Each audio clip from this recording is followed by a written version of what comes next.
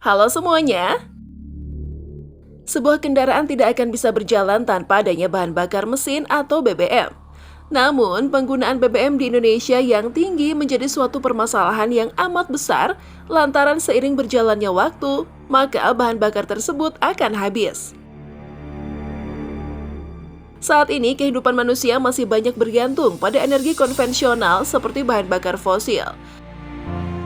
Bahan bakar fosil sendiri merupakan sumber daya alam seperti batu bara, minyak bumi, dan gas alam yang akan habis apabila terus-menerus digunakan. Sementara itu, ada satu jenis energi yang dapat digunakan secara berulang-ulang dan dapat menggantikan energi bahan bakar fosil, yakni energi alternatif. Energi ini berasal dari proses alam dan dapat dikembangkan di berbagai jenis bahan bakar pengganti minyak bumi dan semacamnya. Berikut daftar sumber energi pengganti bahan bakar fosil. Oke, sebelum dilanjut bahasannya, kita mau ngingetin lagi nih ke teman-teman semua untuk tekan button subscribe dan jangan lupa nyalakan juga loncengnya ya, agar teman-teman tidak ketinggalan update video-video terbaru dari Nichi Yubi. Hidrogen. Salah satu sumber energi pengganti bahan bakar fosil adalah hidrogen yang merupakan saat paling banyak terdapat di alam dan tercatat sebagai unsur paling sederhana di muka bumi. Beberapa waktu lalu, pihak NASA menjadi pelopor penggunaan hidrogen sebagai bahan bakar di roket-roket mereka. Sebuah mesin yang memakai bahan bakar hidrogen diklaim mampu menghasilkan energi yang hampir tidak menghasilkan polusi. Hasil akhir dari proses pembakaran mesin roket NASA sendiri hanyalah air murni yang bahkan bisa diminum.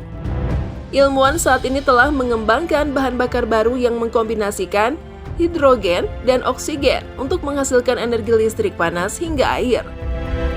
Bahan bakar bernama fuel cell tersebut mulai dimanfaatkan sebagai baterai berkualitas unggul yang tahan lama dan tidak mencemari lingkungan. Selain itu, beberapa vendor smartphone juga diketahui mulai mengembangkan baterai hidrogen untuk membuat gadget-gadget buatan mereka semakin tipis di masa depan. Hidrogen juga diprediksi menjadi salah satu bagian penting di dunia kelistrikan. Saat ini, para ilmuwan sedang berusaha membuat sistem distribusi hidrogen untuk dapat dimanfaatkan sebagai sumber energi listrik pengganti gas alam dan BBM. Gelombang tidal. Laut yang masih misterius ternyata menyimpan sumber energi yang sangat layak dimanfaatkan untuk menggantikan BBM. Para peneliti modern percaya bila laut menjadi salah satu tempat dengan potensi energi tidak terbatas di planet bumi. Para peneliti mengatakan jika terdapat dua buah sumber energi yang dapat digunakan untuk menghasilkan energi listrik, yakni ombak dan pasang surut. Keduanya memiliki energi dalam jumlah besar yang terbentuk akibat gerakan gelombang air laut. Ombak yang lahir akibat hembusan angin dimanfaatkan dengan menggunakan alat yang disebut attenuator.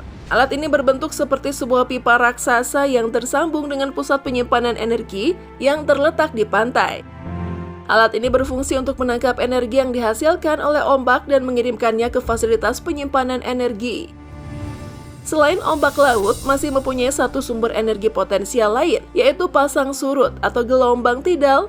Gelombang yang muncul saat pasang surut terjadi, dimanfaatkan untuk menghasilkan energi listrik. Para ahli memanfaatkan besarnya kekuatan gelombang permukaan dan bawah laut untuk memutar turbin. Sumber energi ini dapat menjadi alternatif yang sangat penting saat energi matahari dan angin tidak dapat dimaksimalkan karena faktor cuaca. Geotermal. Sumber energi pengganti bahan bakar fosil selanjutnya adalah geotermal atau energi panas bumi yang merupakan energi panas dari dalam kerak bumi dengan kedalaman rata-rata 4.000 meter di bawah tanah. Energi ini biasanya muncul akibat peluruhan elemen radioaktif dan aktivitas inti bumi yang terbentuk dari cairan logam panas. Peneliti memperkirakan panas yang bisa dihasilkan oleh geotermal bisa mencapai 5.000 derajat Celcius. Selain itu, geotermal juga dapat bertahan lebih lama dari BBM karena memang dihasilkan dari aktivitas. Keberadaan dari sumber-sumber energi geotermal pun dapat dengan mudah dijumpai di sekitar gunung berapi.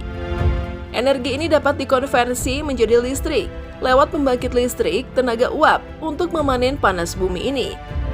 Sebuah pembangkit listrik harus menggali lapisan tanah hingga kedalaman puluhan meter. Hal ini dilakukan untuk menghasilkan panas dan uap agar mampu memutar sebuah turbin yang nantinya akan menghasilkan energi listrik. Bioenergi. Sumber energi pengganti bahan bakar fosil selanjutnya adalah bioenergi, atau biasa dikenal dengan biofuel, merupakan bahan bakar hasil sintesis dari sumber biologis, terutama tumbuhan seperti jagung. Menurut beberapa sumber, biomasa atau bahan bakar dari limbah pun dikategorikan sebagai bioenergi. Bioenergi yang merupakan hasil sisa-sisa tumbuhan yang masih tergolong baru, membuatnya terpisah dari golongan bahan bakar minyak. Bahan bakar bioenergi pun dapat dengan mudah diperbarui dan tidak menghasilkan polusi. Dalam jumlah besar, pemanfaatan bioenergi turut mengurangi pemanasan global karena mampu mengurangi limbah hasil pertanian. Kebanyakan bahan-bahan biofuel terdapat dari minyak nabati, seperti minyak kelapa sawit atau minyak pohon jarak, yang kemudian direaksikan dengan metanol atau etanol dan katalisator soda api. Hasil dari proses ini akan dicampur dengan solar asli dalam takaran tertentu untuk membentuk biosolar sempurna. Sayangnya, sebagian besar alat angkut seperti truk yang paling membutuhkan solar masih menggunakan mesin diesel konvensional, yang membuat keunggulan biosolar kadang tidak terasa. Selain itu, di beberapa kendaraan juga diperlukan alat tambahan untuk mengoptimalkan performa biosolar. Biosolar sendiri masih belum bisa menghasilkan energi dalam intensitas besar atau alat transportasi berkapasitas besar. Sinar matahari. Sumber energi pengganti bahan bakar fosil selanjutnya adalah sinar matahari. Dikatakan jika orang pertama yang diketahui memanfaatkan sinar matahari sebagai sumber energi adalah seorang ilmuwan bernama Horace de Saussure. Pria berkebangsaan Swiss tersebut membangun alat mirip panel surya di tahun 1767 yang dapat menghasilkan panas untuk menghangatkan air dan memasak. Sayangnya, penelitian terhadap sinar matahari sempat mati suri sejak tahun 1970 ketika sumber minyak sudah banyak ditemukan. Untungnya peneliti sudah tersadar akan manfaat besar di balik sinar matahari dan berhasil mengembangkan panel-panel surya dengan harga murah. Saat ini harga dari energi yang dihasilkan oleh panel surya diklaim lebih murah hingga 99%. Selain itu, pemanfaatan panel surya di berbagai bidang juga menjadi alasan manusia dapat menggunakannya untuk menggantikan BBM. Panel surya yang ada saat ini tidak hanya lebih murah, tetapi juga tidak membutuhkan banyak perawatan dan terbilang awet. Sebuah panel surya mampu bertahan hingga 30 tahun dengan perawatan yang minim. Nuklir. Sumber energi pengganti bahan bakar fosil selanjutnya adalah nuklir, yang memiliki energi untuk menghasilkan energi listrik yang sangat besar. Hal ini dibuktikan dengan hasil ukuran 1G zat radioaktif yang dapat menghasilkan energi listrik sebanyak 50.000 kW per jam. Nuklir termasuk salah satu energi alternatif yang dapat menghasilkan energi panas. Energi panas dari reaktor nuklir ini disalurkan lewat turbin untuk kemudian menghasilkan energi listrik.